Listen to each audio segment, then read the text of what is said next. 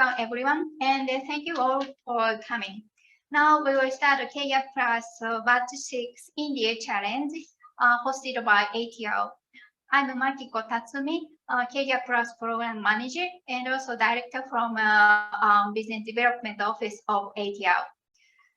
KGAP Plus is a global acceleration program which attracts promising startups from Japan and abroad, with the goal of conducting a POC and a pilot test in collaboration with the Japanese enterprises. From batch 1 to 5, so far, 63 startups from 9 countries have participated in the program, and 83% of startups up to batch 4 have been able to implement POC or enter into collaborative discussion with the program support. From last week, we will hold a 6th selection round where startups will challenge to participate in the program. Today's India Challenge is a stage for startups from India. KGAP Plus global partners that CII, Confederation of Indian Industry, and NASCOM, National Association of Software and Services Companies, have nominated startups with innovative products and services. These two organizations will also give introduced today about their activities in the Indian startup ecosystem. This Indian Challenge is co-hosted by CII and NASCOM, and cooperated by Embassy of India in Tokyo, as well as the JETRO, Japan External Trade Organization. We appreciate their great support. Thank you very much. Well, let's get started. First, I'd like to welcome Mr. Mayank Joshi, Deputy Chief of Mission, Embassy of India, who will address us today.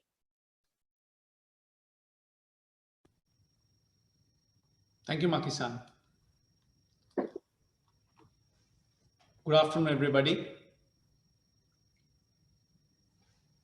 Ms. Makiko Tatsumi, Director of Business Development ATR, representatives of NASCOM and CII, India, Indian startups participating today, investors, ladies and gentlemen. It gives me an immense pleasure to deliver the opening remarks at today's 6th batch of KHANA Global Acceleration Program Plus India Challenge, which tells us about the positive response and support it is getting from Japanese business community. I congratulate the organizers ATR and all others involved for hosting this event under its KGAP Plus initiative during these challenging COVID-19 times. The COVID-19 pandemic has not dampened our will to continue to work together, but rather it provides us opportunities for making rapid developments and advancement in digital technologies. This webinar is an example where we are able to get together the investors and the startups from India to engage with each other. It wouldn't have been possible without the digital technologies of today. I understand that since last year, many Indian startups across different sectors have showcased their innovation and solutions here in similar events and have been selected for proof of concept. Today, I'm pleased to see the 7 Indian startups participating in this 6th session. These select startups provide technical and technological solutions in wide-ranging areas, such as quantum cryptography, virtual reality, manufacturing, energy, technology competitiveness, etc.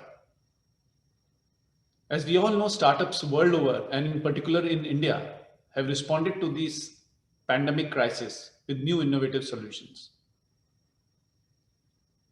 Indian startup ecosystem has become now one of the largest ecosystem with more than 50,000 registered startups, which has around 10,000, I think, technological startups.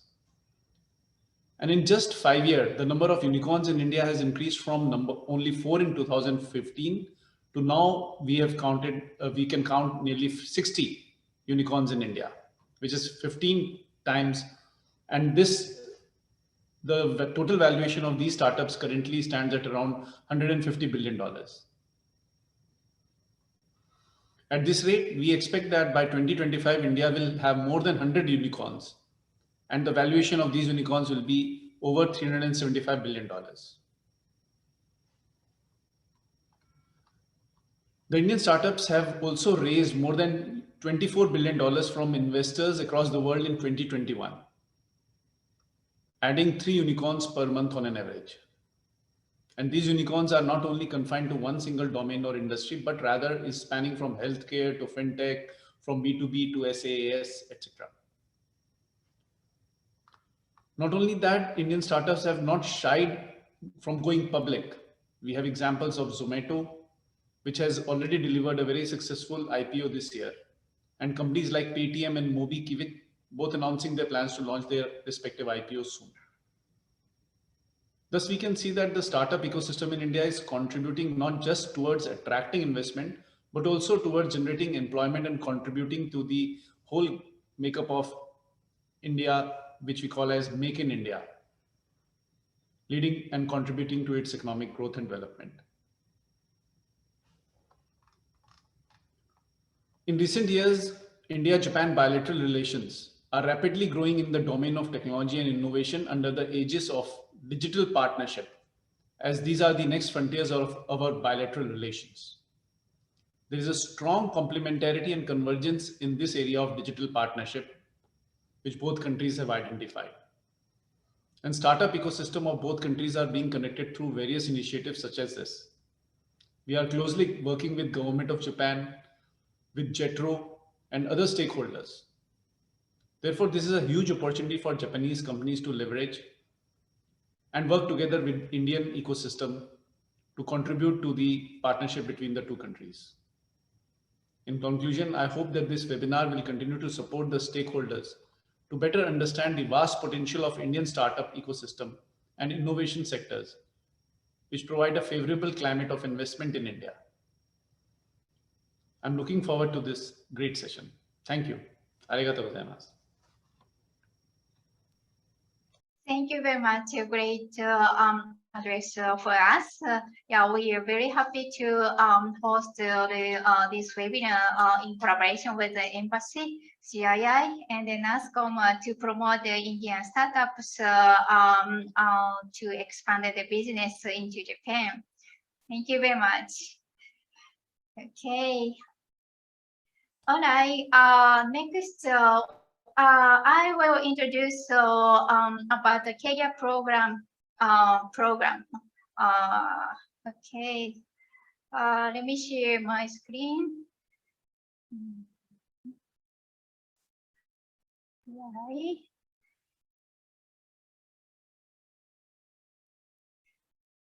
Okay. KGAP Plus stands for K-HANA Global Acceleration Program Plus.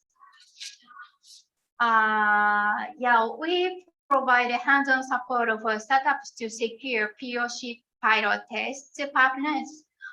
Two features to emphasize. First, we find a partner with startups needs-oriented. Second, the startups participate in the program through our global partners. 3-month program conducted online currently. The criteria is very simple. Startups should have POC level product or service with a strong motivation to expand the business into Japan. Any sector is fine. So in batch 1 to 4, 48 startups participated, and 83% of them succeeded in finding partners or discussing a POC, and moreover, some of us startups were able to conduct a joint POC with the Japanese enterprises.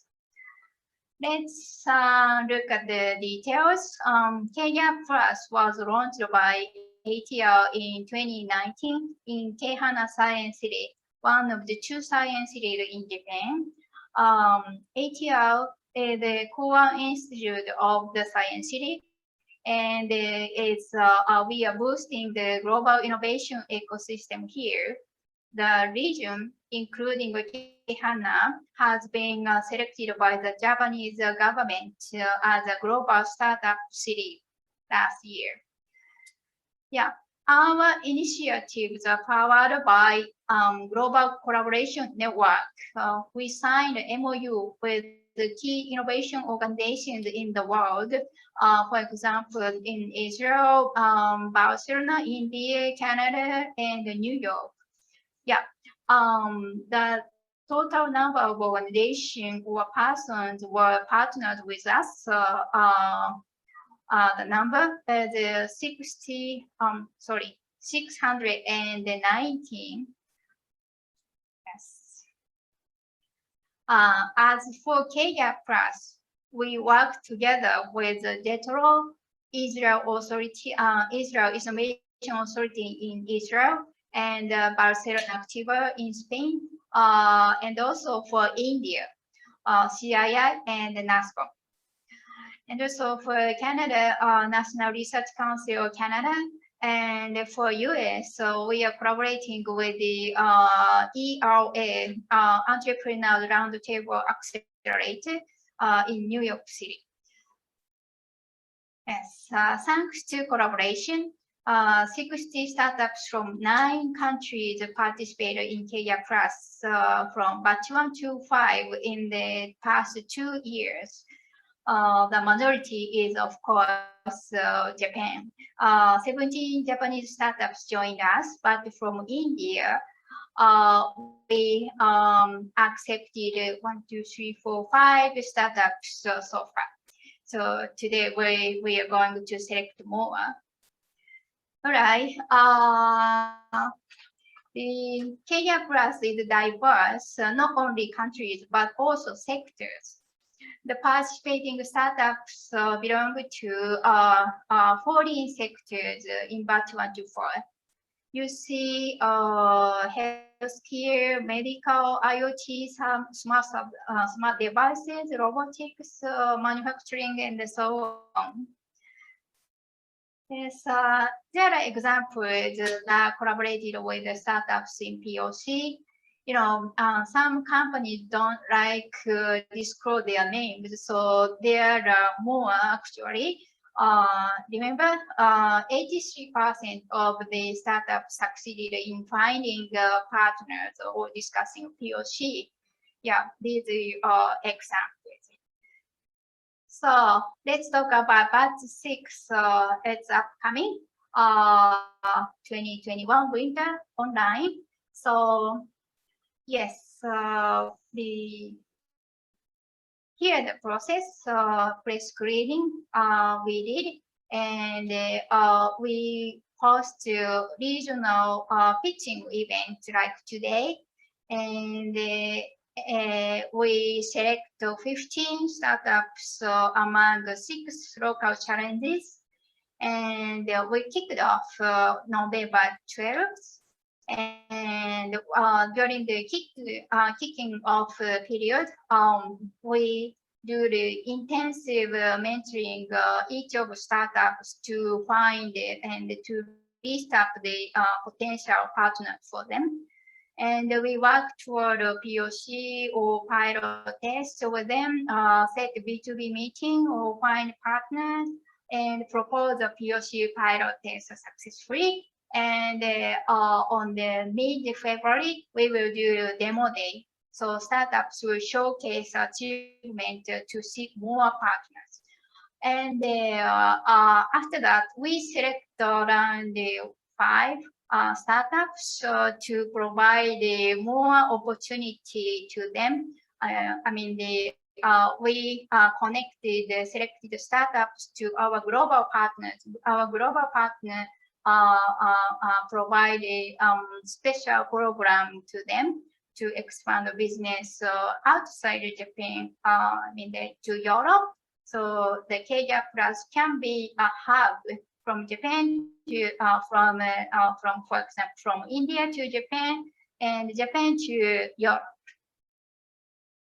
Management team. So it's we are from ATL members, and here mentors, mentors from the local government, JETRO, and also the consulting firm, and of course industries like Kyocera, Shimizu Corporation, or Toa Corporation, TTC Corporation, and also some bank send mentors to us. So because the bank have a big network, so the mentors from bank can connect the startups to the potential partners with us.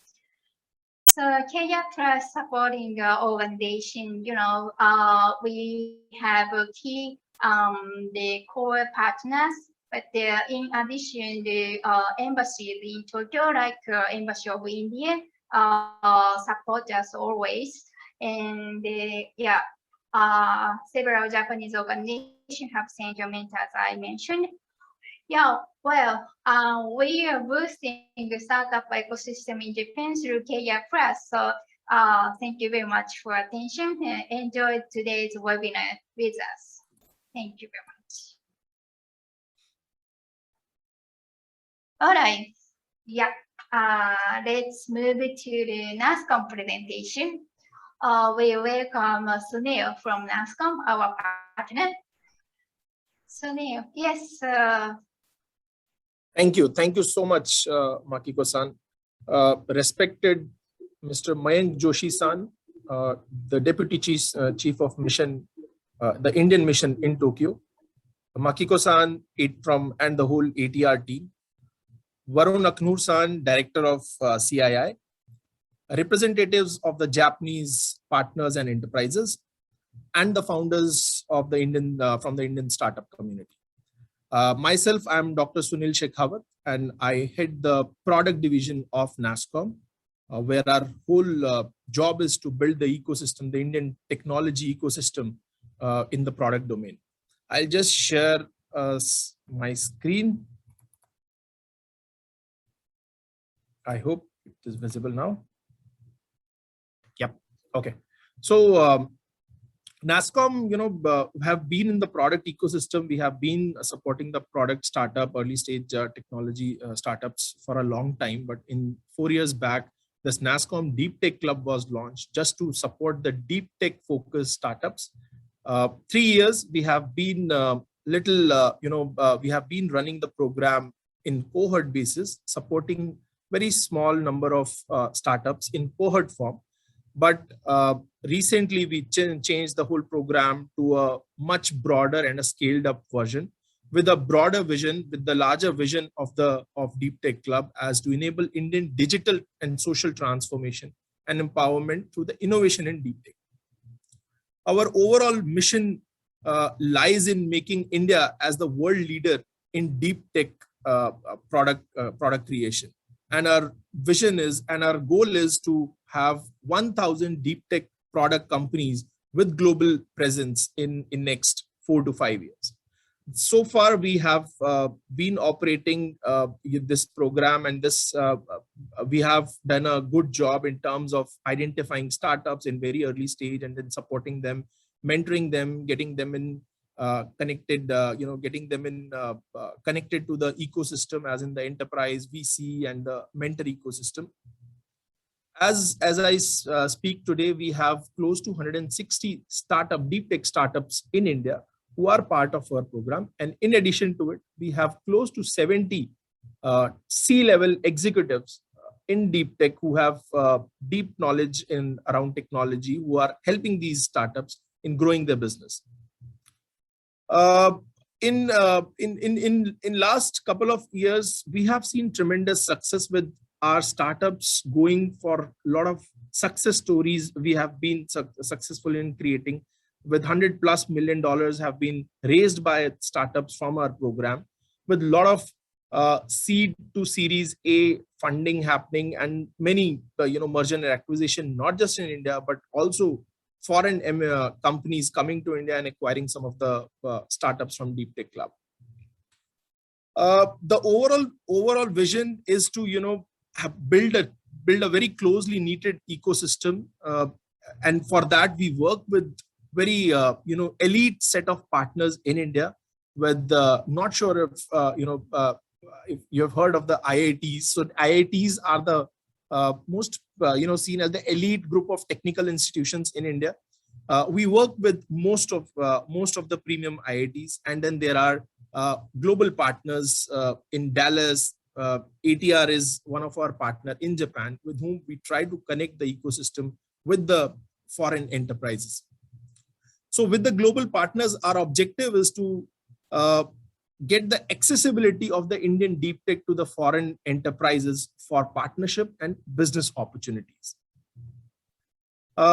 In next 5 years, we definitely are trying to create an ecosystem which really symbolizes India as the destination for the deep tech product creation. And for that, we have phased out the program in 3 different phases. We are going through the first phase, where we are scaling our partners in geographies of strategic interest. Japan is definitely one of the prime interest area for the Indian product, and that's why we try to work with many of the Japanese enterprises and through our partners.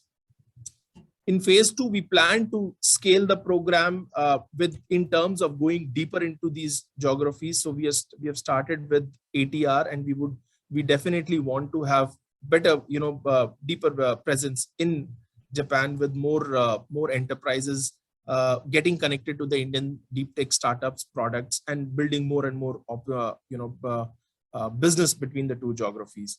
In terms of startups that are part of the NASSCOM deep tech community, we have a fair representation in terms of various technology areas, various sectors, whether it is cybersecurity or HR tech or immersive tech or RPA, robotics, computer vision, machine learning, blockchain, all that. We have a fair mix of it, and that's probably is the USP of the program, where we are able to plug our startups in most of the aspired markets, because every market has got a somehow different requirements, and we are able to associate because of the diversity that we have internally within the program. Vertical wise, we have, as I said, we have a fair inclusion of all the sectors. So very much we are able to cater to our partner needs and partner expectations in terms of sectors. The program has been very curated in terms of identifying the mentors, because it is not just about identifying the good startups to be supported, but also identifying the people from the ecosystem, the leadership which is really willing to give back to the community and really want to come forward as mentor in the early stage of these founders. So far we have done a good job. As I said, we have 70 plus industry folks who are mentoring our community startups. These are some of the inclusions in the media, media highlights. We have got decent coverage in the Indian media, where many of our startup, as I said, have got good success, including from getting acquisition to getting acquired to raising to few $100 million. Some of the feedback that we have received, and as I said, the whole program is all about supporting the startups as per their requirement. So we don't have a program as such which is structured the way ATR runs a 3-month program, which is very well structured for anyone who's trying to get into partnership with specific enterprises. But we try to cater in a horizontal way, where it's more of a community than a program, I would say. So people keep on joining, and we keep on scaling the community, so that there are a lot of more and more cross business opportunity which are getting created. So these are some of the leaders who are participating and mentoring, and the whole program of NASSCOM Deep Tech Club, which is, as I said, we are an association, and we largely count on the volunteers' intent of giving back to the community. So there is a core team of industry leaders who come forward, who really drives the program. That's how the whole Deep Tech Club run, from people who represent various entities MNCs, not just Indian companies, but also companies from outside who have come to India and now doing good amount of business in India. So thank you so much for inviting me to represent NASSCOM, and we are so glad to be partner with ATR. Thank you so much. Thank you very much. Thank you. Okay, thank you very much, Sunil. We're happy to collaborate with you. Yeah. Okay. All right. Let's move to the startup pitching from now on. Okay. All right. While startups are doing pitching, please send a question or comment through the Q&A box, Q&A window on the Zoom. So after pitching, startups will answer question through the Q&A box. All right. The first startup is KGAP. Yes, they are recommended by NASSCOM. Okay. Okay, are you ready? Yes, KGAP. Okay. Should I start? Yes. Yes, please. All right. Thank you, Makigo-san, Mr. Mayank Joshi, as well as Dr. Sunil Shekhawat for giving us this opportunity. We are QNew Labs. The name stands for quantum, and nu is the smallest particle of light, which is photon, and hence the name. We are into quantum safe data security products and solutions. I am Rahil Patel. Unfortunately, Sunil couldn't be here, so I'm just replacing him for the talk. Thank you again for the opportunity. So we are into cybersecurity space. So our, the world goes towards data wars, and the ideal security scenario is something that we are going to discuss today to make the point of what we offer and how it fits to the market. So as we know, during the COVID times, there was a lot of vaccine research going on, and there were many bad actors that were targeting the research companies worldwide to steal the data and kind of come out with a vaccine faster, right? Likewise, a lot of specialized tools and targets were made for software and financial services companies as well to disrupt the supply chain and influence the commodity pricing world over, right, by certain countries. There's a classic case which is now in public domain. All this is in public domain. We are just not referencing them for sake of anonymity. But in terms of one of the national agencies actually put in a $10 million backdoor in RS encryption so that they could monitor all the conversations that are going on globally.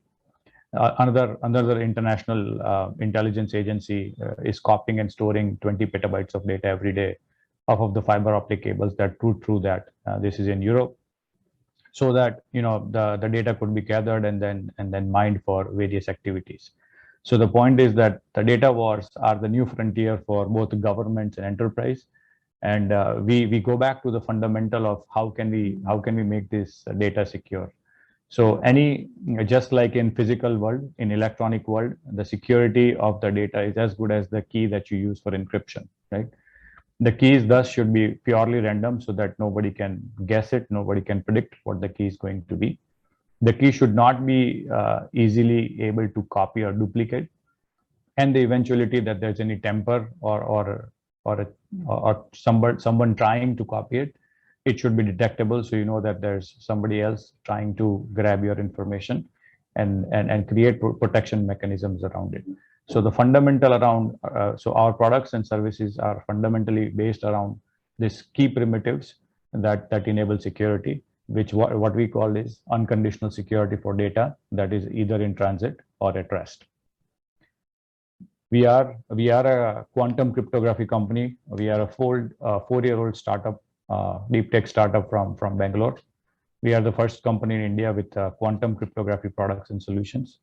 We are a team of 40+ people with varied experiences in quantum physics, quantum security, high precision engineering, so on and so forth. We have 5 patents filed, and we have 10+ trade secrets. We have dialogues going on in 3 countries with enterprise and government customers. We have been market validated with the help of industry veterans like NetApp and Intel and Cisco through their Launchpad programs.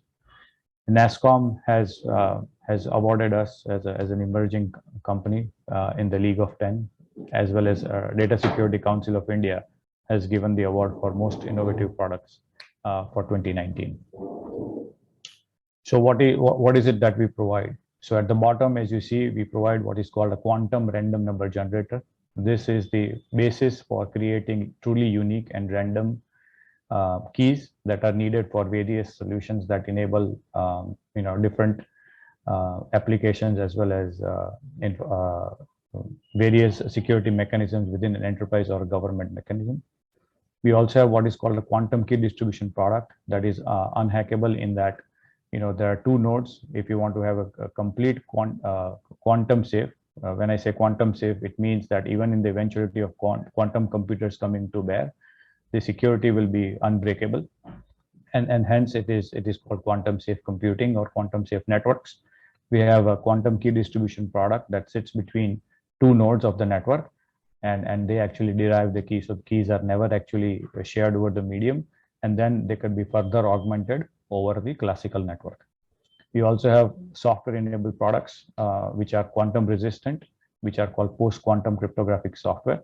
They are pluggable for server security or for applications that require a migration path.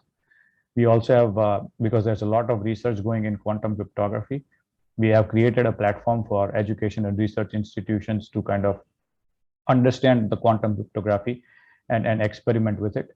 We have thus created a platform over quantum key distribution so that they could run various experiments and understand the insights from the platform. And then we have a very small form factor chip, which again creates quantum random numbers or keys for specific applications in IoT, as well as small form factor devices that have very low power consumption. So the products basically enable various solutions, be it entropy as a service, hybrid certificates that are quantum ready, that are used in web applications, or software signing, and so on and so forth. Quantum key distribution provides a quantum safe network, and so on and so forth. The risks that are mitigated are basically very low capability keys, which prevents data thefts. And as you can imagine, the source of the keys is not any mathematical algorithms, which is the current form that is being used by various, not various, but world over. Today, all the algorithms that are used for generation of keys or generation of random numbers are based off of some mathematical algorithms, while we are going from mathematics to physics, where there's true randomness in nature, and that's what makes this unhackable. It creates a barrier for somebody to impersonate using various authentication mechanisms. Key distribution challenge is addressed. The entropy requirement is very high, and it enables the next generation of digital transformation for Internet 3.0 and creating a very communication safe, data safe networks and applications. The industries that this is relevant to, obviously banking and finance, a lot of cloud and data, but government and defense are the primary consumers of this technology today, along with telecom. We have engagements across the verticals, and we have different use cases.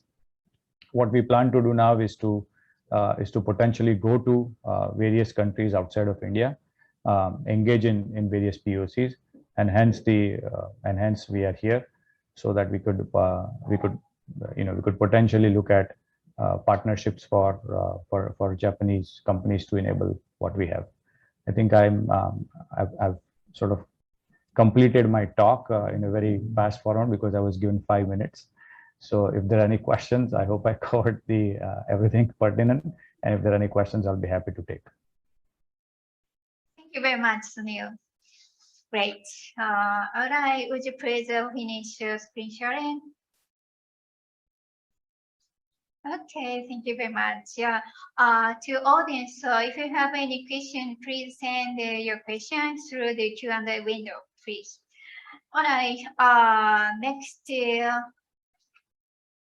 yes, next, we scheduled another startup from NASSCOM, but I'm sorry, we will skip it. Okay, we welcome the director from CII, Mr. Varun Akno. He will present CII introduction and the Indian economic ecosystem. Yes, please. Thank you very much for the introduction, and thank you for inviting us to be a part of this wonderful session. I'm glad to be here, and I hope everyone is safe and doing well. Yeah. So, how much time do I have? 5, 10 minutes? Okay, great. 10 minutes, yes. Great. So let me just pull up the presentation.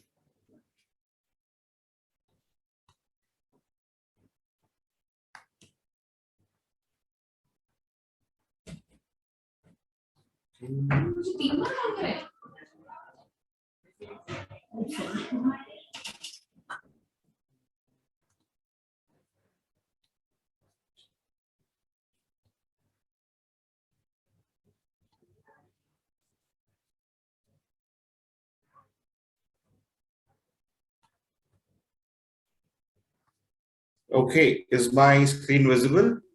Yes, would you please use the full screen mode? Just a second. Slideshow.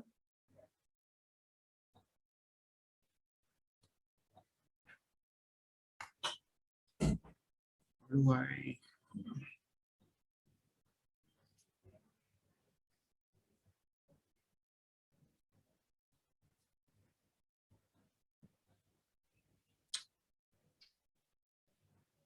Yeah, just start a slideshow.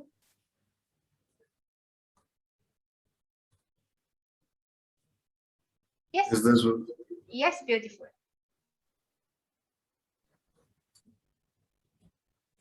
Great. So I am Varun, and I work with the CII Startup Center Center of Excellence for Innovation, Entrepreneurship, and Startups. We are the 10th Center of Excellence of CII, which is being set up in Hyderabad, where we'll be working on 2 pillars. One is the innovation, and the other is the entrepreneurship. Right. So, with that, let me begin my presentation. Why startups? We all know that they are an employment generator. They open up new markets. They create a direct local impact within the places where they are set up. They can bring in a lot of new technologies and innovations into the ecosystem, boost productions, and also, most importantly, they are the wealth creators. Right. So startups are definitely solving the national growth puzzle of our country. While 15 to 20 years ago, I could have never imagined that startups would play such an important role in the overall development of our country. Governments have done a fantabulous job in building the startup ecosystem, right? So what does a startup need? It needs an appropriate ecosystem to thrive in, which includes adequate funds for startups to help them grow, governments to create an environment of ease of doing businesses, ready availability of essential services like office space, location benefits, connectivity, and of course mentors to provide strategic advice. So we currently, India currently houses about 69 unicorns. So there are unicorns coming up every day. I think 30 odd have come up in the last 30 months itself. Which are unicorns are the companies that are valued over $1 billion.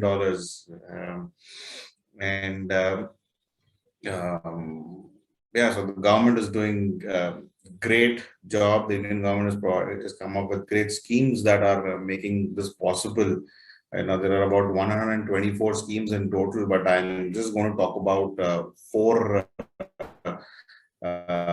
schemes mentioned here. I can only cover so much with the time given. So the Indian government has introduced about 124 each schemes, which are missioned towards boosting the Indian startup ecosystem.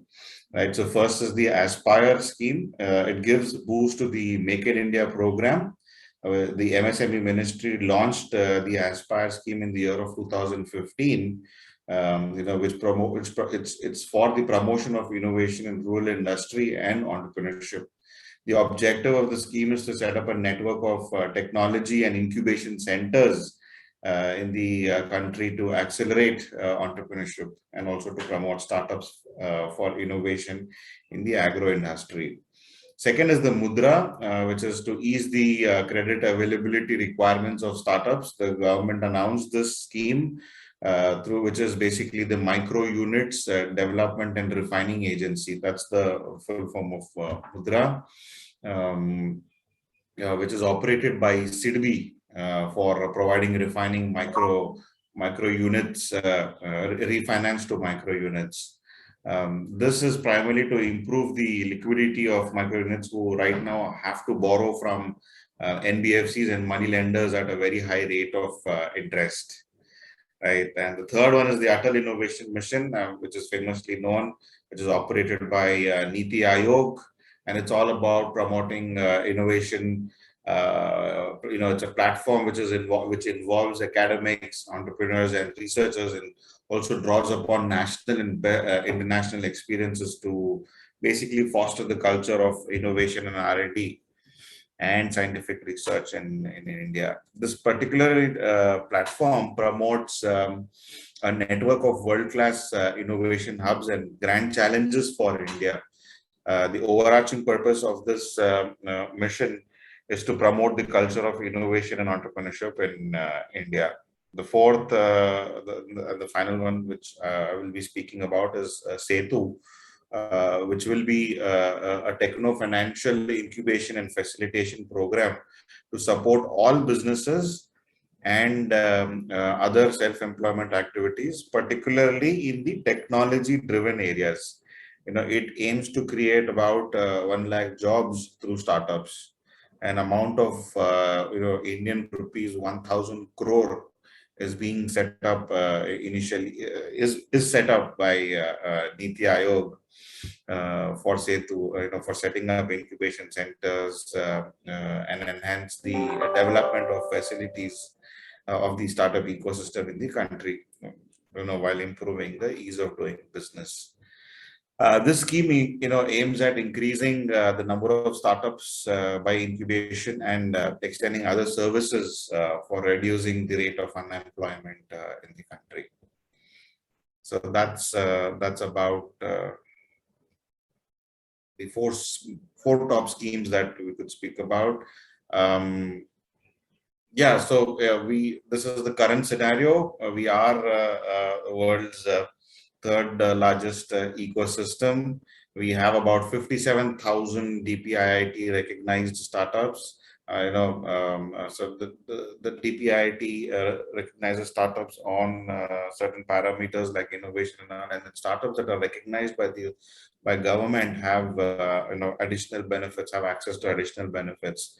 So if you are an Indian startup, you should definitely get recognized, register and try to get recognized by DPIIT. And as you can see, there are about 5.5 lakh jobs that have been created, startups in the recent past.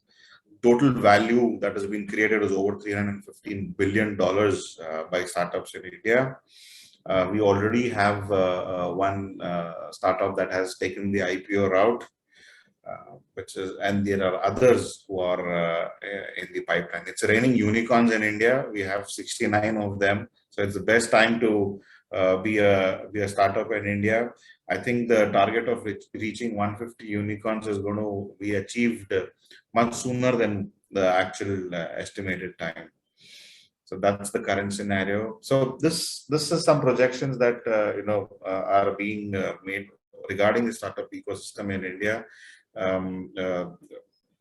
India is expected to have about 100,000 startups, DPIIT recognized startups, employ more than 3.25 million people with the new and emerging technologies that are coming up.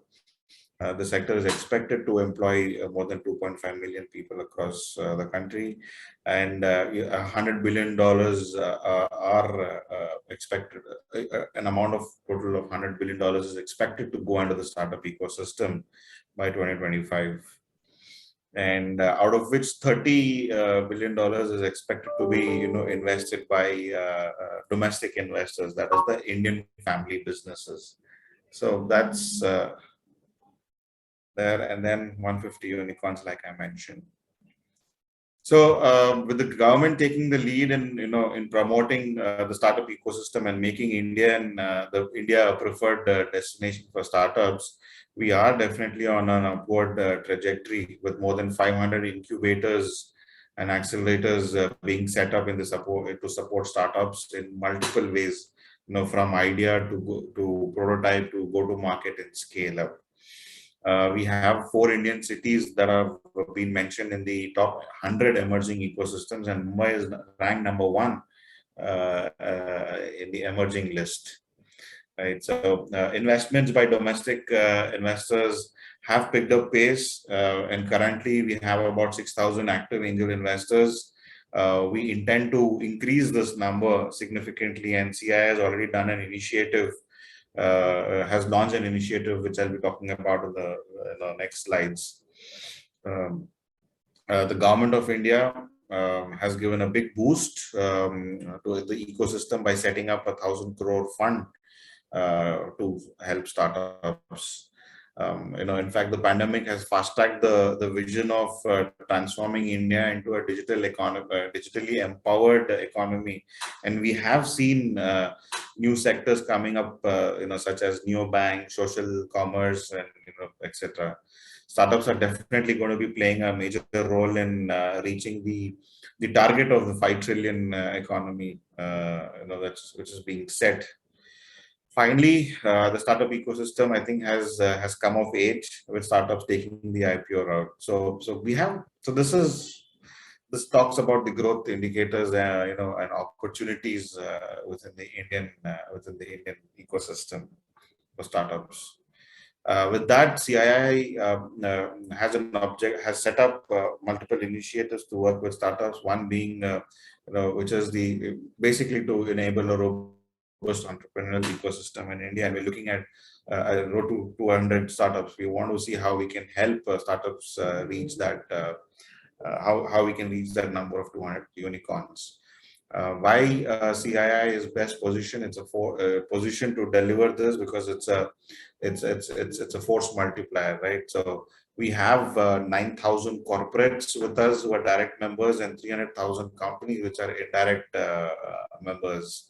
We have 500 plus sectorial and 500 plus sectorial councils and committees.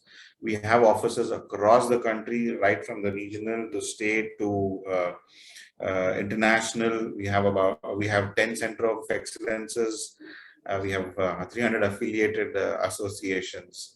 So through CII, these are the benefits that a startup can avail: access to markets, M&A, funding, mentoring support through our corporates, access to new technologies through our corporates, co-creation, access to human resource. So that's the kind of a 360-degree support mechanism that is being made available for startups who are going to be associated with CII. Our framework is, we have the national, like I mentioned, the regional, states, and international.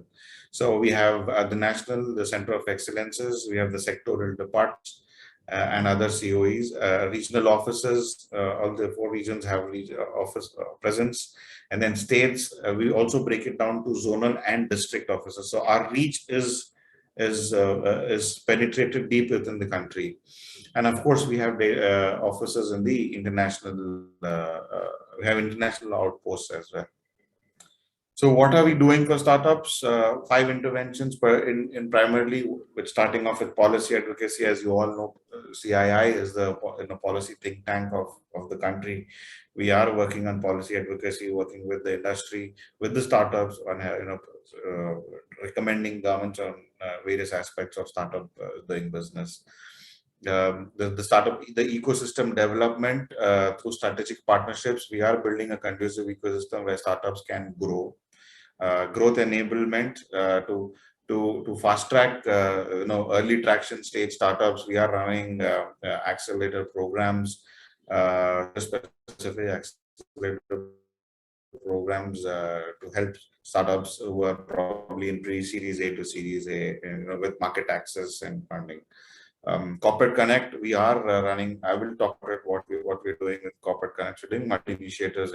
One is how do corporates engage with startups on innovation and R&D, and how they can benefit with each other. And of course, outreach. There are a lot of multiple events happening across the country.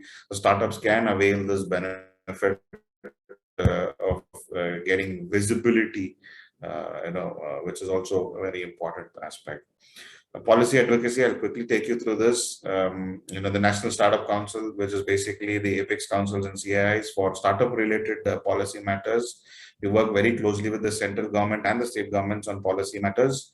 Policies that are through the leadership, we publish reports and white papers through regional and startup councils and committees. We provide a strategic direction to the startup related activities in the region, and with the alignment in the national focus. We coordinate and review startup related activities under each respective states.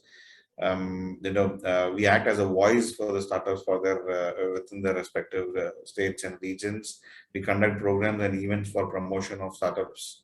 Sectorial committees, work with concerned sectorial ministries for formulation of specific policies for benefit of startups in their sectors.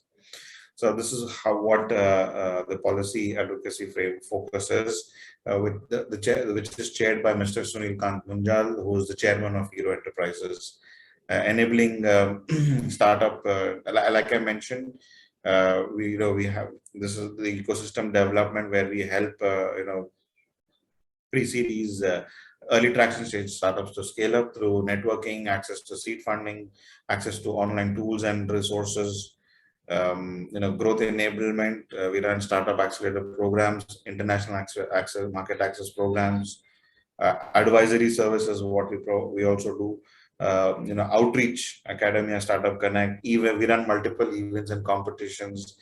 We are in fact currently doing a CII icon, which is one of the first initiatives ever tried, which is going to be a period for 3 months. It is started in October, November, and December, where startups where all the ecosystem stakeholders of the startups, ecosystem enablers and stakeholders are going to be a part of it. We are looking at getting corporates and startups to come together on this platform, which is focusing on purely corporate connect. The startups here, present, please do look it up, sign up. I'll share the details for more. So we've launched CIES, which is a center of excellence, which is basically set up to help all stakeholders in the ecosystem to increase their odds of success. We work with all stakeholders, incubators, enterprises, startups. With incubators, we run programs where we are going to be working with their managers, incubator CEOs, on how do they effectively provide better services. Enterprises, primarily because CII has 9,000 corporates within its network, and we're looking at how we can tap into our own member network and see how they can work with startups. There's a lot of innovation that is being done by corporates, but it's mostly towards silos.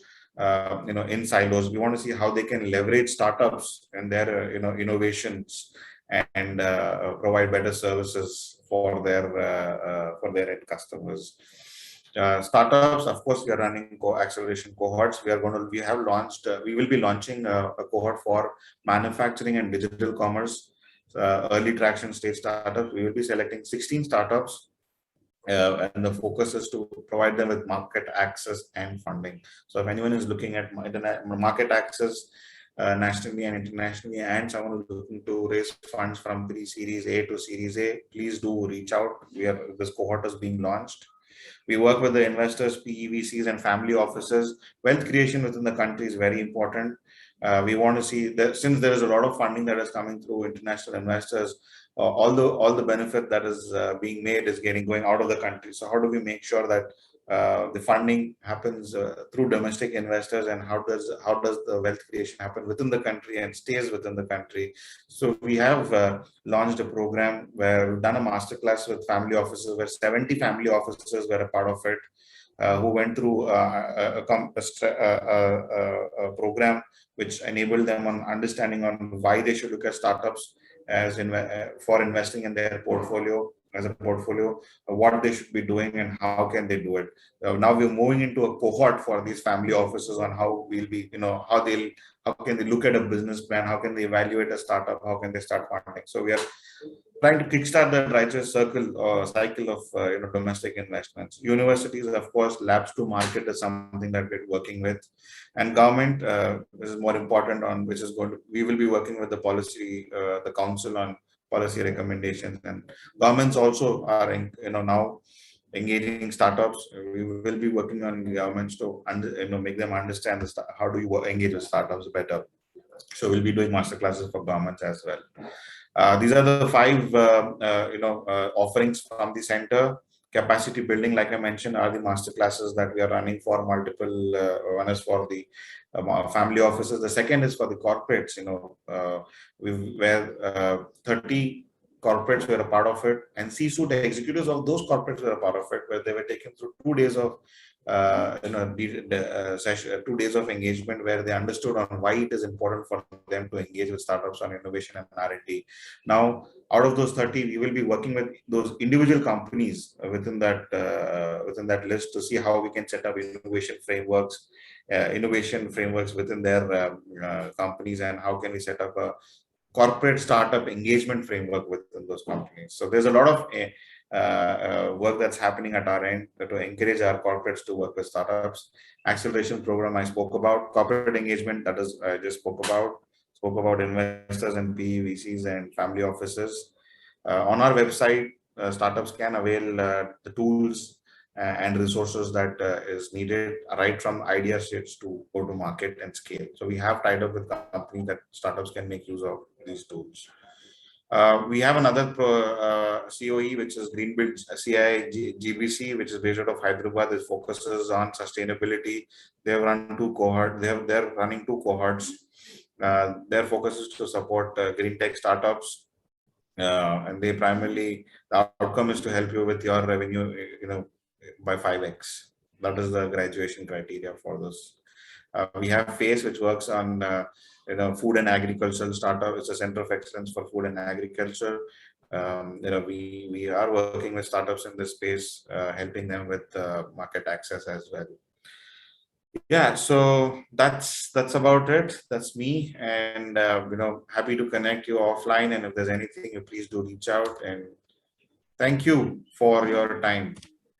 Thank you very much, Varun-san. Yeah, great presentation. Yeah, we learned about CII activities very well. Thank you very much. Okay, again, move to the pitching from startups. Okay, CII recommend 5 startups to us. So the first one is A2P Energy Solutions. Yeah, are you ready? Yeah, hello everybody. Are you able to see the screen? Yes, go ahead. Okay. Yeah, hello everybody. I'm Sukhmeet. I am the founder of the company A2P Energy Solution Private Limited.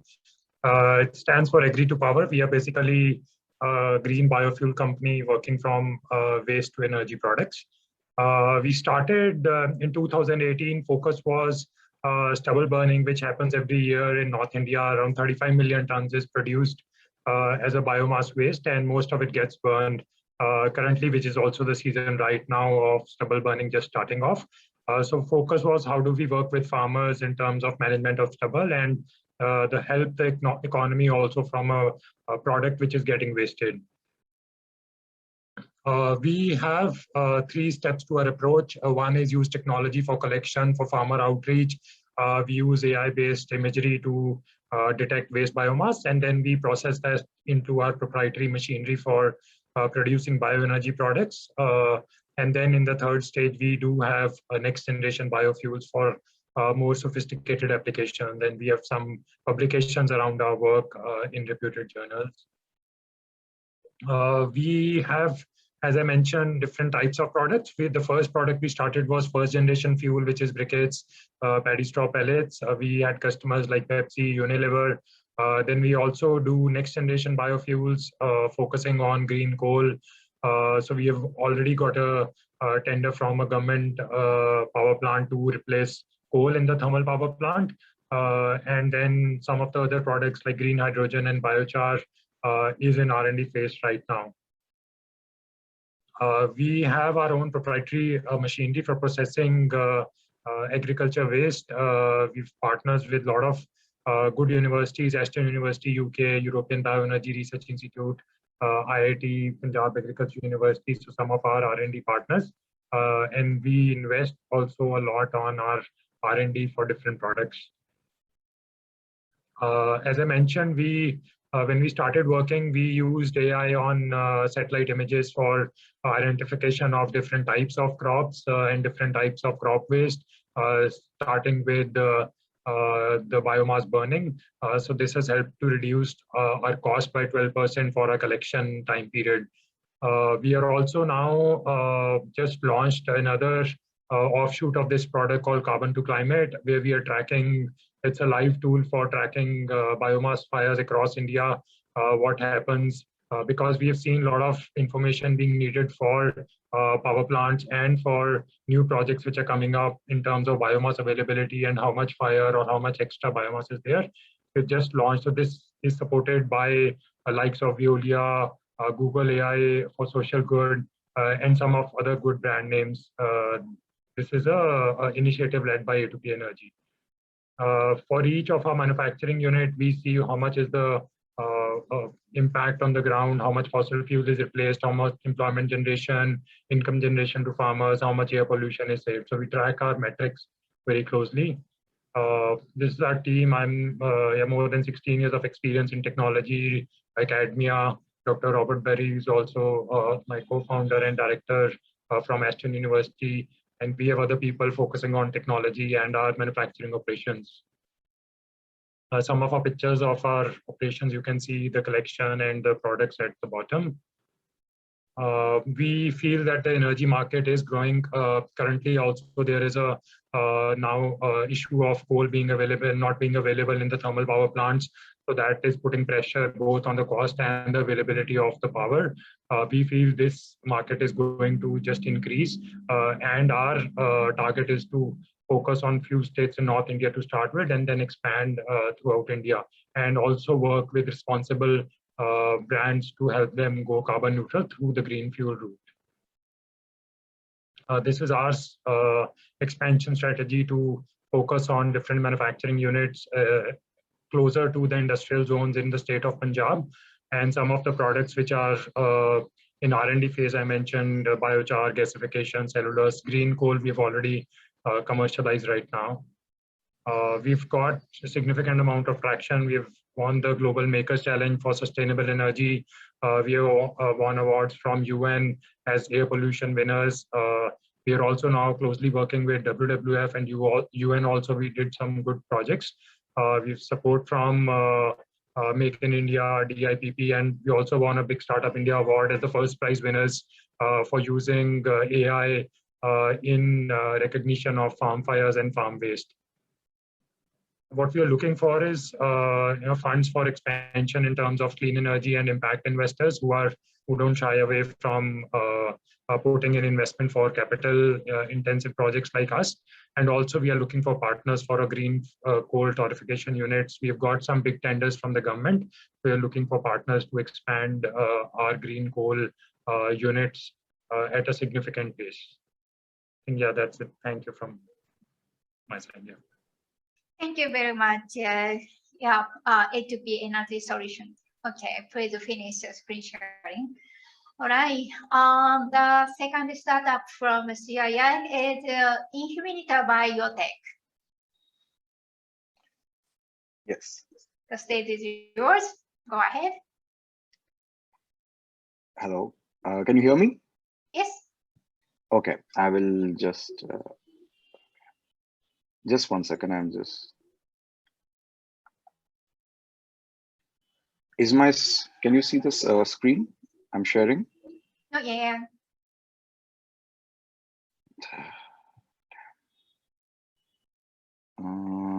Just 1 second.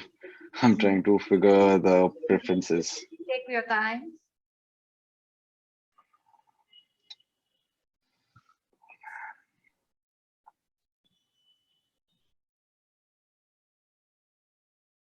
Yeah, okay, it's coming, I think. No, not yet. So Infinita Biotech solve a problem related to high oil imports, environmental degradation, and slowing agriculture growth. Just 1 second. Maki, I'm just facing some challenges with sharing my presentation. I don't know why. This doesn't really happen. You cannot.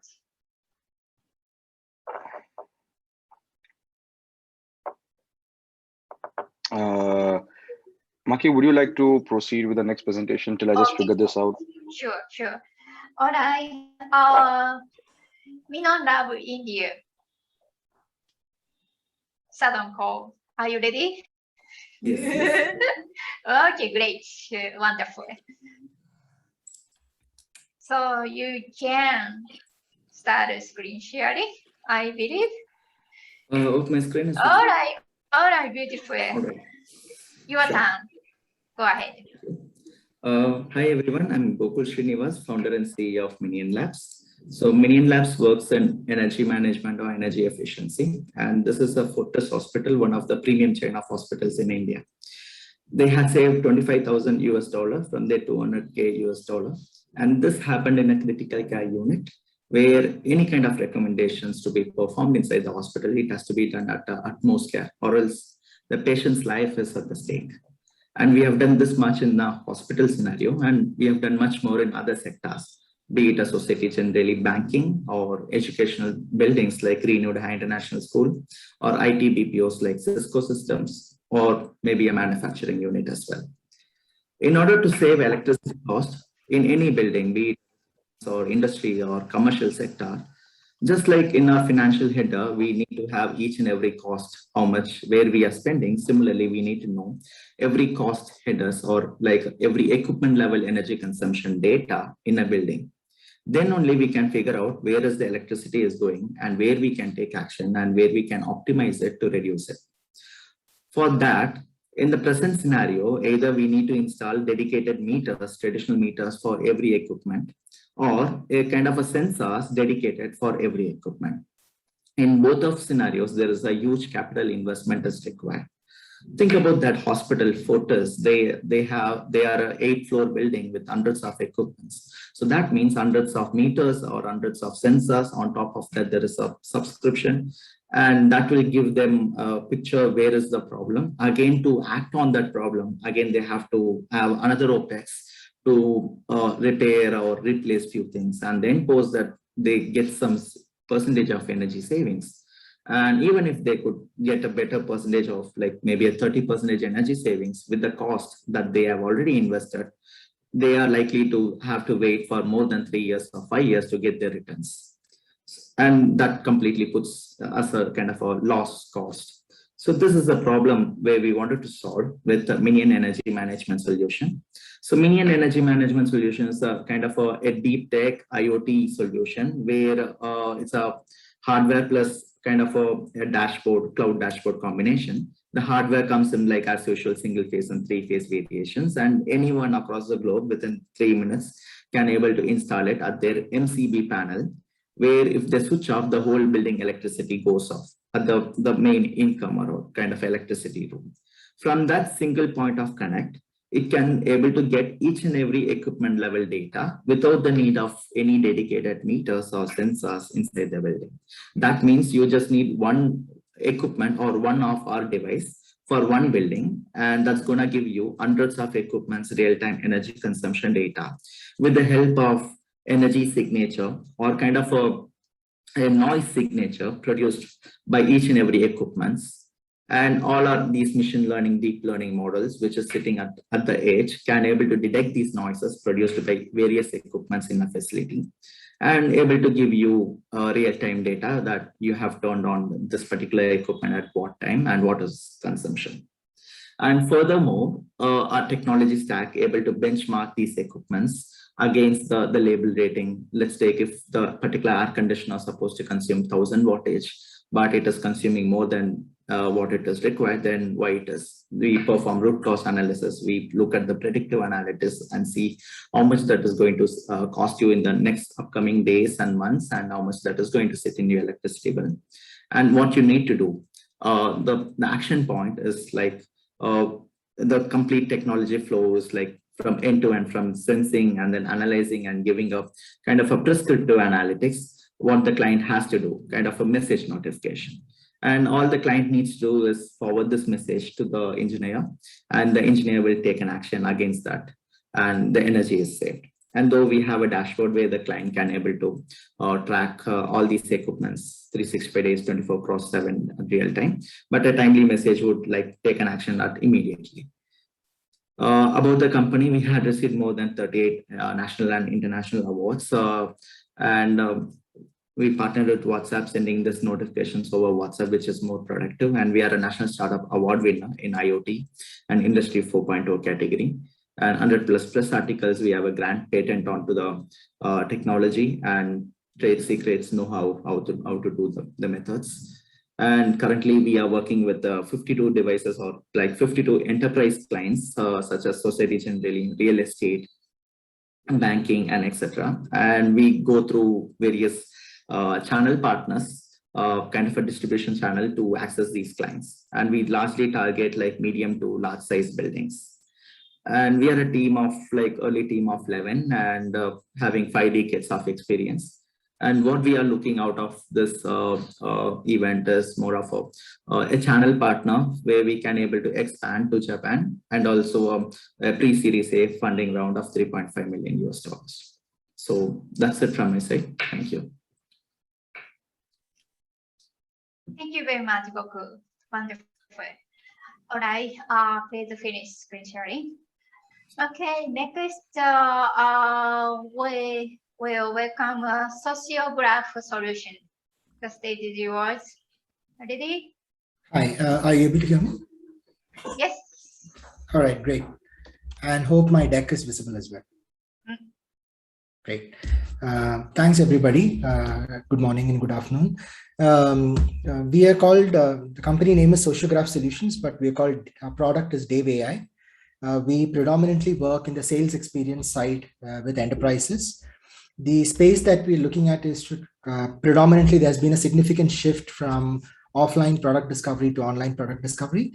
This has been prominent in a lot of segments, but over the last couple of years, it's also very, very prominent in complex products. Let's assume buying a car has become a significantly online first experience, buying furniture, jewelry, and so on and so forth. Large, complex, expensive products are also today, bought online. And what is the difference in experience that customers get when they walk into an online, a physical store vis-a-vis when they start discovering products online? We try and bridge that gap by creating what we call as digital twins of these physical sales spaces. So what's a Dave-enabled sales experience look like? Dave is predominantly this virtual sales avatar that you see on the left side of your screen, which mimics a human sales brain, but also not only that, but is able to create an immersive product discovery experience across channels. This can be on web, this can be on your application embedded, or this can be on a virtual reality device if the customer wishes to. We work with enterprises to help product discovery for their end customers. So there is a 3D version of the product that you see here. So customers, like what they would see in a physical store, are able to get a close to real life-like experience in the virtual world. And also this is interactive. So this is not just a simple experience, but is personalized to each customer that interacts with Dave, powered by our patent pending AI technology. The core flagship product of our platform is, of course, the ability to create these virtual avatars.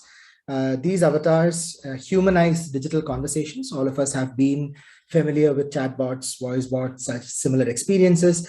But what's missing there, predominantly when it comes to discovery experiences, is the human aspect, which is what we try and bridge predominantly while creating an immersive and wholeful experience for end customers.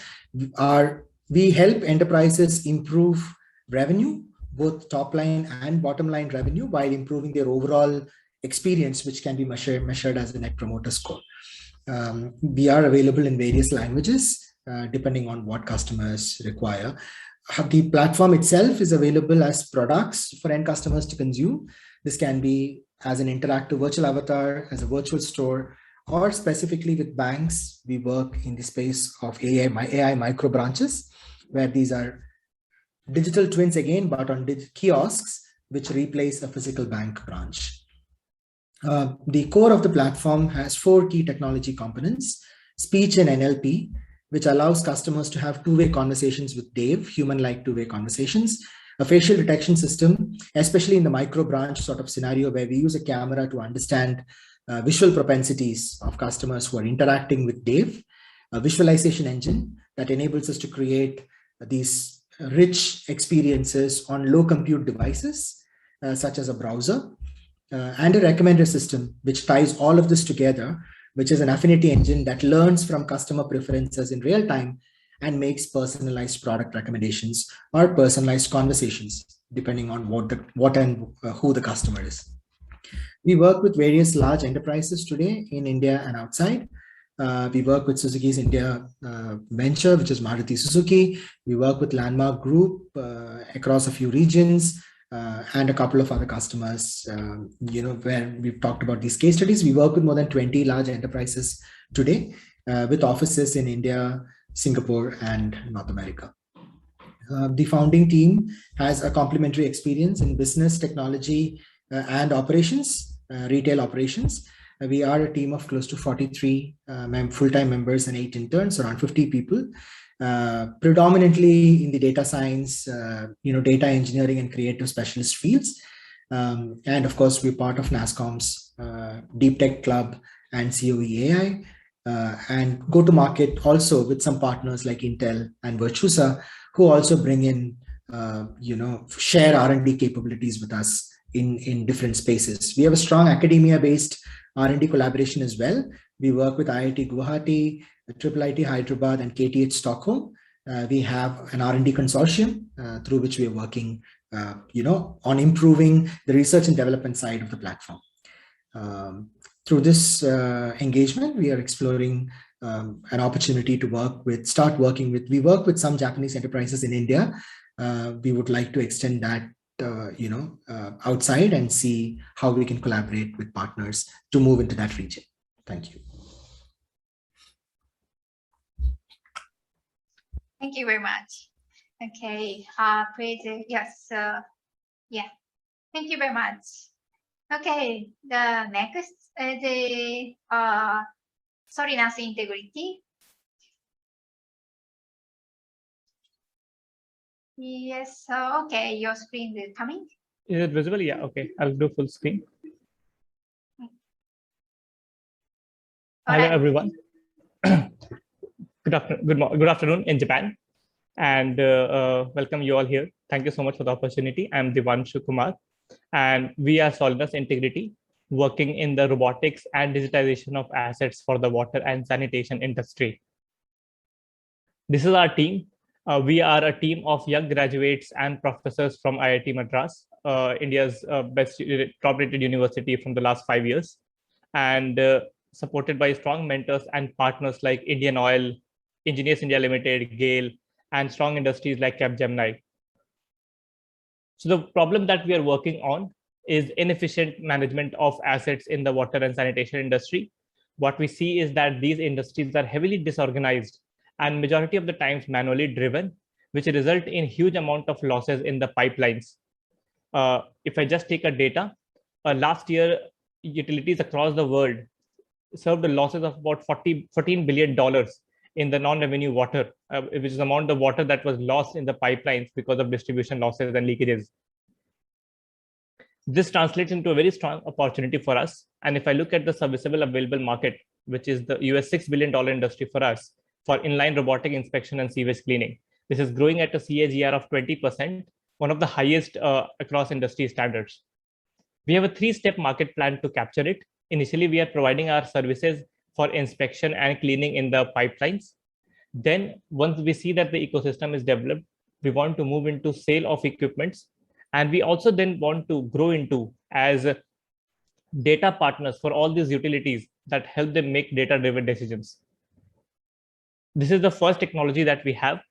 It's a tethered visual inspection, condition monitoring, and leak detection robot that can go inside any pipeline which is above 50 mm in diameter, which essentially translates into about 2.5 inch. And we can give live feed from how the pipeline is. We can tell, and we have an automatic leak detection algorithm through which we'll be able to tell what kind of leaks are there, what kind of cracks are there, and what is the current condition of the pipelines. We also have data analytics solutions through which we are able to estimate the corrosion in the pipelines and the scaling that has happened. Along with that, we are also able to estimate entire GPS mapping and latitude and longitude of the pipeline data points, and able to tell what is the effective internal diameter of the pipeline, thereby giving a strong data pointer to the utilities on whether these pipelines need to be replaced or retained.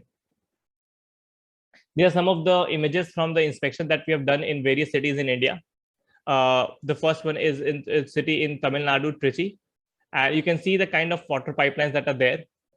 This is a very similar structure that we have seen across countries where pipelines are not very well maintained. And we see that this is a strong opportunity for us to go inside and regularly do a servicing of these pipelines through inspection and cleaning. This is another product that we have in R&D, which is for long range inspection of pipelines. So for the pipelines which are 50, 100, 200 kilometers in length, where we want to regularly inspect whether these pipelines which are underground are defective or have leaks or cracks, we can essentially do that through this iGlobus technology. It's a ball that can flow along with the flow of the pipeline for long distances. We're also working to transition ourselves from just being a product to a platform where we integrate data from all the various robots that are working inside the pipeline and provide data-driven decision for the customers in the market. There's certain impact that I want to talk about. We have inspected more than 8 kilometers of pipelines in Tamil Nadu as a state. And for every kilometer of inspection that we have done, we have saved about 7 lakh rupees, about $1,000 for the $100 for the $1,000 for the utilities across in the work that we have done. And for every kilometer of inspection, we have saved 600,000 liters of water every day. This is a strong saving of resource which is very scarce in nature across the countries. And we have also strong engagement currently in terms of traction. We have partnered with Maharashtra state government to inspect all of their pipelines in one of the cities to start with. And in Tamil Nadu also, we are working with the corporation of Coimbatore to essentially inspect all the 1700 kilometers of sewer network that they have. These are some of the trusted customers that we have worked with. So this is our plan. Initially, first phase, we want to essentially work with a lot of clients to adapt our solution to us to understand their needs and sell our robots. And then in the growth too, we want to transform ourselves from just being a hardware product company to a SaaS company, where we are able to play around with the data that we have generated and give intelligent insights through AI and machine learning to the clients.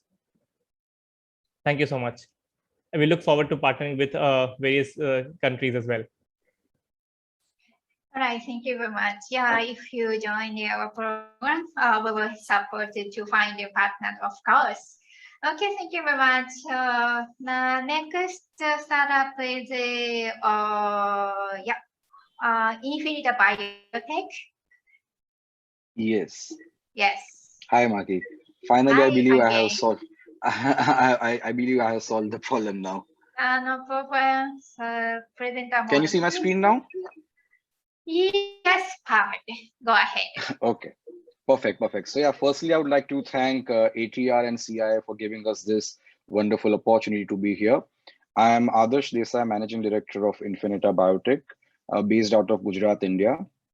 We are a leading manufacturing company, a biotechnology-based manufacturing company of enzyme-based formulations. As you know, enzymes are basically proteins which work as catalysts in aiding multiple reactions. Our company is a purely an research and development oriented company. We are Also recognized by Department of Scientific and Industrial Research, Ministry of Science and Technology, Government of India. Our company comes with an expertise of over 30 years into the areas of biochemistry, microbiology, and enzymology. We provide specialized enzymatic solutions for an array of industries, but our forte is into customization. We develop tailor-made solutions which are purely enzyme-based, based on the requirements from different industries. These are the few industries where we actively work. We are working right from food to beverages to nutraceuticals to pharmaceuticals to wastewater treatment to agriculture. So we are working strongly in more than 15 areas. As I mentioned, customization is one of our very important pillar of the business. So I have given around 6 examples of how we developed unique solutions which were enzyme based to solve major global problems. First being high oil imports. So we recently developed special enzymes formulations to produce second generation ethanol and biodiesel. Basically, there are special enzymes which are used to hydrolyze the cellulose in agriculture waste, such as wheat straw, rice straw, which then further can be fermented and turned into ethanol. Similarly, biodiesel, one can use edible and non-edible oils and add enzymes to it and produce biodiesel. Burning of agriculture waste, of course, India being an agroeconomy has abundance of agriculture waste, and there definitely needs to be a concrete solution. So while one can produce ethanol using enzymes, the second is the composting part. So we also do have solutions which can be used for composting. Third, agriculture, again, a very big area. We have developed specialized solutions for plant growth promotion, wherein one can replace all their chemical inputs and the ureas and DAPs with our enzymes. We have also developed a 100% organic enzyme-based larvicide, which is first of its kind, and which can eliminate all kinds of insects and pests larvae. Third, we developed a special product for white grub control in sugarcane, which was predominantly a problem specific to the state of Maharashtra. But the whole idea is that with the use of enzymes, we are completing the whole agriculture circle, right from seeding to sapling to pest management to growth. So all can be completely covered using environmental friendly solutions. Okay, wastewater treatment, again, a very big area. We have developed specialized formulations which are based on microbial cultures and enzymes, which can help in treating the water before it is being discharged into the environment. These formulations help in reducing the BOD and COD levels. Also, we have developed solutions for anaerobic reactions, wherein our enzymes can help in enhancing the biogas production in multiple industries. And these products are universal. I mean, it's not specific to a food or a pharma industry. These formulations can be used for an array of industries, right from plastic industry to chemical industries to paint industries to food industries. So we have been able to develop products which are very broad spectrum, which work on multiple platforms. Basically, these formulations are consortiums of multiple enzymes and microbial cultures. So it can take care of a very broad scope. Okay, bitumen. So recently we realized that, and we have also been working with the ministry in India, we realized that there is a huge problem of forest roads being flooded in monsoons. And it's just very chaotic, and all these mud dams get broken in the villages and all. Also, the households in villages are mud based. So there is a huge problem in the country where there is no concrete solution right now, because also if you look at forest, one cannot use bitumen in the forest because obviously of the environment which is over there. So recently we developed this formulation which helps in hardening the mud roads. So it's an enzyme cocktail which comes in a liquid form. It just needs to be sprayed on the mud, and in few days that mud will turn like a rock in a completely environmental friendly manner. Basically it binds all the bonds of the mud. And imagine what kind of applications we can create, right from the forest roads to building dams in villages to building houses in villages.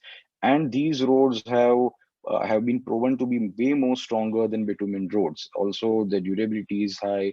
The maintenance cost is very low. The cost of preparing this road itself is low because mud is available in abundance. It's just the operation and the enzyme cost which is to be incurred. So yeah, that's a very interesting product. The last one, crude oil spills. As we all know, we have been facing crude oil spills across the globe in multiple oceans and from multiple vessels. And currently, the major existing solutions are of more physical nature, where they use sponges or they use mechanical techniques to suck out the oil spill from the ocean. But still, it doesn't kill the root cause. Still, there is some kind of residual oil which is there in the ocean, or it has settled in the ocean bed. So we developed this formulation using enzymes where it specifically works on oil spills and the oil without affecting the flora, the aquatic marine life or corals or anything. It's just a powder which needs to be sprayed, mixed with water and sprayed on the oil spill, and slowly, steadily, it will start degrading the oil spill completely and completely zero it down from the ocean or the ocean bed or wherever it is. So these 6 applications I wanted to discuss just to give an idea that while we work on conventional industries like food, beverages for enzymes, which many other companies are also doing, we specifically work on very niche areas where we develop customized solutions. So all these 6 areas, the requirements came from the client side or from different departments, and that's when we started doing our R&D and brought out these solutions, which are now very much commercial and are being used globally. Just to give you a little overview on the company, I mean, our company, as I mentioned, is recognized by the Indian government. We are certified by ISO, Halal, FDA, kosher. We have been featured multiple times in leading biotech publications like Biospectrum. We have also been featured as top 5 biodiesel startups by Startups US Insights based out of Europe. Our way ahead right now, as we are already working with more than 30 countries covering all the continents, our main aim is to keep expanding these territories, keep expanding our arms across the globe. We want to develop more and more unique products in niche areas. One of our next development is to work on an enzyme and a microbial culture cocktail which can degrade plastic, which is the biggest problem in the world. We have the means, we have the technical expertise to do it. It's just that we need to phase it out and find right partners to help us achieve that. We want to focus more and more R&D as being an R&D company, and definitely moving ahead, we want to integrate backwards and want to set up a independent fermentation facility for developing all these unique enzymes. Thank you.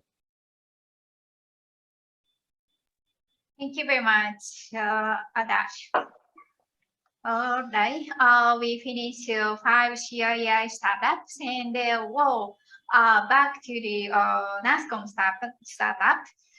Okay, Imaginate, they just joined. Okay, are you ready? Yes, of course. Can I start presenting my screen? Not yet, not coming.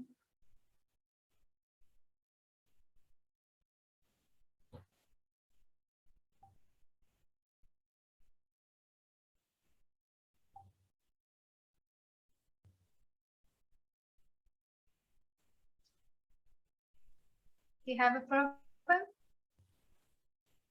No, should I go ahead and present? Yes, please just start the screen sharing. Okay. So konnichiwa, good afternoon and good morning to everyone present here in this session today. I am thrilled to be here speaking on behalf of Imaginate Software Labs Private Limited and our founder, Mr. Hemant Satyanarayana, who was there on this call recently, who had to drop off because of prior engagements. But I hope I can convey the message just as well as him. So to begin very quickly, Imaginate Software Labs Private Limited is a provider of augmented virtual mixed reality services. So a little bit about our founder here. So Mr. Hemant Satyanarayana is the founder and chief executive officer at Imaginate. He comes with over 15 years of experience in AR and VR and is one of the most recognized professionals for technology in Asia. He is a recipient of MIT TR35 Young Innovators Award. And Hemant is also an alumnus of Indian Institute of Technology, IIT Madras, and State University of New York at Buffalo. So a little bit about our team. We are a team of over 25 people, including professionals like Mr. Hemant Satyanarayana, Meha Desai, who leads the product team, Abhishek Gupta, who leads the business development team, and we have Shyam Basina, who is very, very skilled and has a lot of experience in content creation, which is very, very necessary when we talk about virtual reality and augmented reality. So we have Shyam Basina leading over the content team. And me, myself, I'm Devatri Datta, and I head over the marketing team of Imaginate here. And I'm very glad to be here, a part of all these eminent speakers. We have been a part of 10 plus Fortune 500 clientele like Amada, Reliance, Shell. Recently, we have been starting working with Mondelez, etc. And we have also raised, capital from SRI Capital, LLC, Philadelphia, USA, in 2017 for about $500,000.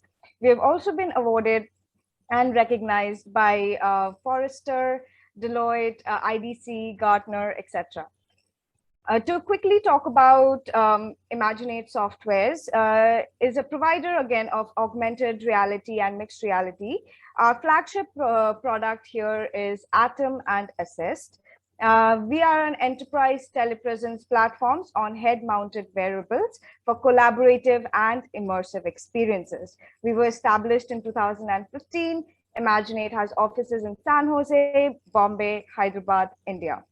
A little bit about the softwares or the platforms that we were talking about. Here we have, as you can see on the right, this is a reference to our platform Assist, where Assist enables operators to view complete information required for any activities regarding, technician help or stuff like that through AR powered glasses with all information in front of their eyes for the remote expert for hands-free experiences, provide live support, remote troubleshooting, etc. When we talk about the VR experience or the mixed reality experience that we provide, we're talking about Atom, which enables geographically dispersed teams to collaborate securely over 2D, 3D data in VR and AR using smart glasses or your desktop, mobile phones, iPads, iOS devices, etc.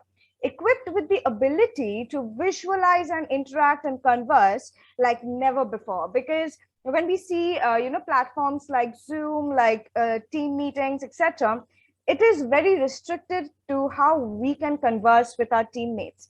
But when we talk about a platform like Atom, we can join in as personalized avatars, like looking like ourselves and talking to each other like we would in the real world. These are a few specific features that we would like to highlight, which differentiates us from our competitors. Is again, the feature that I just talked about is avatars with spatial audio. Here, avatars with spatial audios would refer to how we would converse in real time. So if me and someone else was standing here and speaking to each other, someone 10 feet away would not be able to hear it.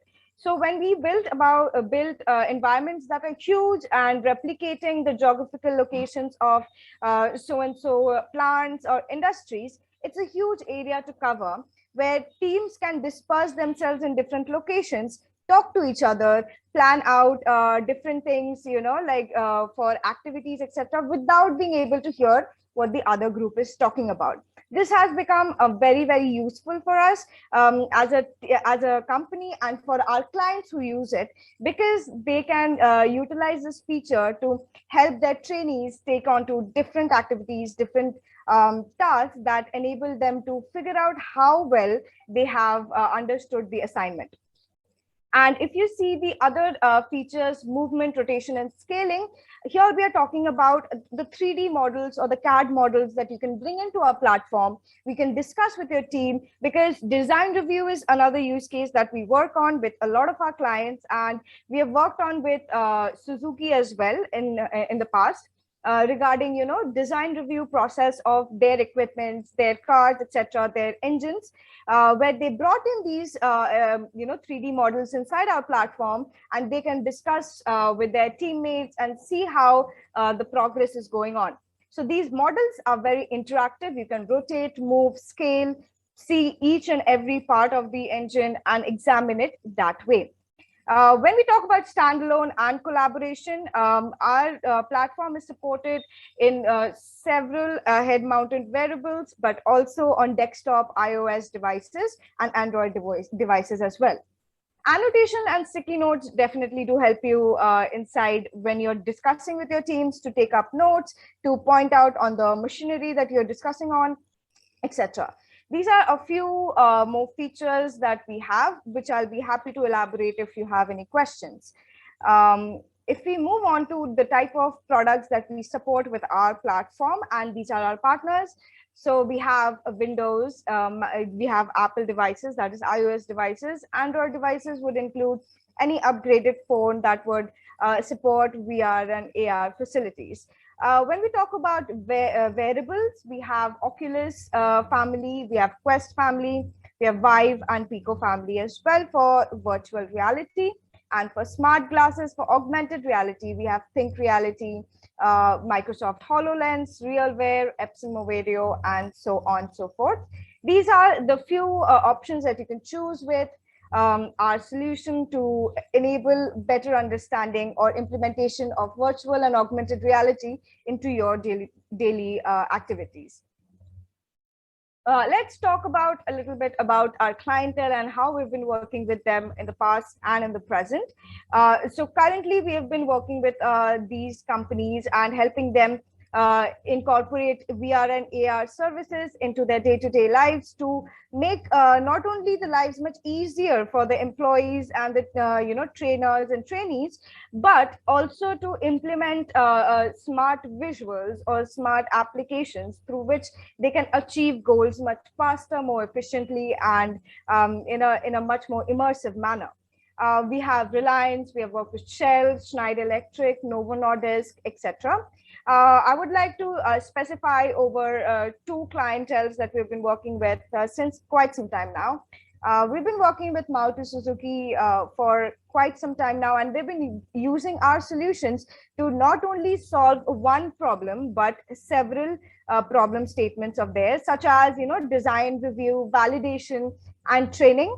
Training is one of the most used use case from our clients, because an immersive training experience is much more retainable by their trainees than just 2D learning. And now that we also have this pandemic situation going on, where a lot of the teams are dispersed and are working remotely, working in an collaborative space where you can actually feel and see stuff and actually question, examine products, and do your day-to-day activities becomes much easier and helpful for them. For Amada is another client we have worked with who has utilized our solution for assisted sales and maintenance. Maintenance is another very important use case that have been reoccurring in all the clients that we've been working with, because using our solution Assist. So we were talking about two platforms that we have as solutions, that is Atom and Assist. Assist helps in remote troubleshooting, maintenance, etc., which was used by Amada to inspect their laser cutting machines, which was recreated inside a virtual space that can be brought into their real life warehouse, where they can see through triggers and processes what needs to be followed one after the other. This not only makes it very easy for a new employee or a new joinee to follow these tasks, but also reduces a lot of human errors, avoids a lot of accidents, so on and so forth. We are a B2B SaaS type model, subscription-based model software, where we have several types of licenses available for our clients to avail. where we offer a no-code, low-code platform where you do not have to utilize or do not need to have a lot of coding knowledge for you to use our platform, and also to have 3D models or 3D products or environments built inside our platform. So this can be done individually by yourself as well, instead of taking help from us. But again, we are also available for creating such content for you as well. For creator license, this is another license that we have for our clients who already have like a 3D team with them, who can create these models, who can create this environment for them inside our platform. We have options for both. If you have a creator team, or if you don't, we are ready to help. So here are the few use cases that we've been working with, and the competitive advantage over other competitors that we have. Most of it is because now AR and VR is becoming a very relevant or a trending topic in all industries, across all industries, such as banking, such as manufacturing, oil and gas, so on and so forth. So taking this application or taking this new criteria into your whole process will not only make it more efficient, but also keep you up in your game.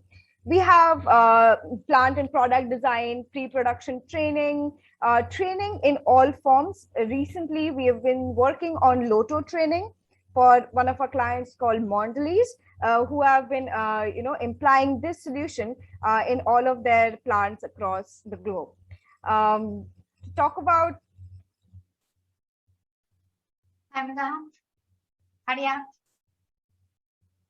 so here, that is all I would like to speak about Imaginate. But if I could get a minute more, I would like to showcase what I've been trying to convey through these presentations through a small video. Yes. So as you can see, this is an environment that we had recreated for one of our clients in Singapore. We had recreated their entire, airport environment, where they train their students so as to how ground staff works when an airplane comes into. I'll just play this video and I'll switch on the.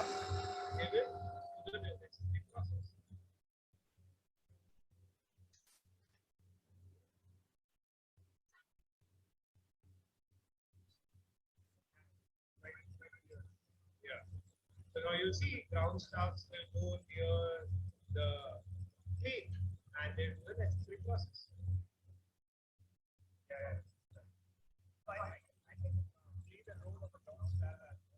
Yes. Okay, time is up. So finish your presentation. Sure. So just to recap a little bit about this video that we just saw. Here, as you can see, that me and my colleagues and 2 other colleagues had joined in inside this environment, where we are seeing this process that has already been imbibed by the team, where the ground staff goes to the aircraft and follows the necessary precautions. But here, if we are training, we can also participate in the same. Like this, several other scenarios can be recreated using our platform. Thank you so much. It was great speaking about Imaginate software with all of you guys. Thank you. Okay, Imaginate, thank you very much for your presentation. You have 2 questions. So, okay, please answer here on the spot now. Okay, 1 question. The first one, how many sites have you actually employed? So we have actually done more than 25 sites that we've actually employed and helped our clients to overcome their problem statements. I hope I've answered that question. So, yeah. Okay, the second question. I believe there are many other companies with similar technology. Please tell us why we should choose Imaginate over those competitors. Amazing. So like I was talking about the several features and the types of variables that we support, and given that we have a no code low code platform, which not our most of our competitors, they do not provide a no code low code platform for you to in visualize and see what you want in built inside our platform. So definitely the features that we have and the types of implementation through cloud or on-prem, etc. These things definitely gives us an edge over everyone else that are providing the same kind of technology. Okay, thank you very much. Great presentation. Thank you so much. Yeah, thank you. So, well, thank you very much. The program came to end. We hope you enjoy it. So if there is any startups you are interested in, please feel free to contact us by email, ATL. Yes, and please don't miss our upcoming selection round. Yeah. So this Friday we will have the Japan challenge, and on the October 20th, Canada, and October 28th, Europe, and for Israel, November 1st. So go on a world tour together. Okay, well, we'll finish this webinar right now. So thank you very much for joining us today. See you again soon. Thank you. Bye.